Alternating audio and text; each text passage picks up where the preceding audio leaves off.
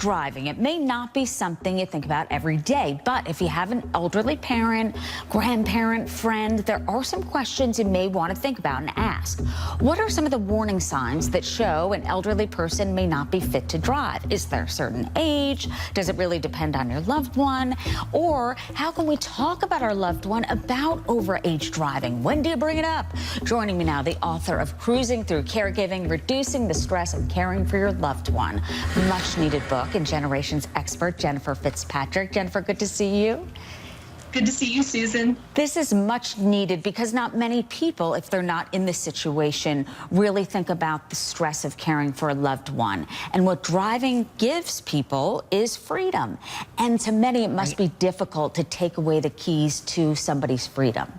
How do you know when to? Absolutely. I think you mentioned it just a moment ago. It's really not about age. It's about ability. So is that person still able to drive? When we approach these conversations with an older loved one, don't make it about you're older. Make it about, I'm concerned about the dings that I see on your car, or you've gotten a few tickets lately. Because is there a law, I'm wondering, I never even thought about this, on the books in terms of renewing your license? Is it state to state? It's state to state. It's really interesting. Some states don't really have anything about age on the books, but many states, including, for example, Washington, D.C., you have to have a physical exam. You have to have a doctor sign off. That every state is different. Some require a vision test. Some require renewal every 5 years. So it's really important, if you're a caregiver, look at what your state laws are before you even approach the conversation. And I think you're right about the way you talk to a loved one about this can be key. Do you mention that in your book? Is there a certain way to just say, I'm concerned, instead of this is what I'm doing?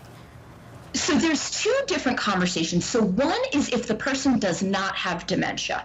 In Cruising Through Caregiving, I talk about you're at a whole chapter devoted that your older loved one is a grown-up. They're an adult just like you are. So keep in mind that when you have these conversations, the first time you talk to them and you broach this, they're probably not going to say, you know what, you're right, I'm going to change my driving, or maybe not drive anymore. But remind yourself, you're going to probably have to have that conversation a couple different times. Treat them with dignity. Don't treat them with a child. If the person has dementia, you just need to start taking action. You're probably not even going to have conversation with them. So just keep that in mind. It's two different things. Some great advice.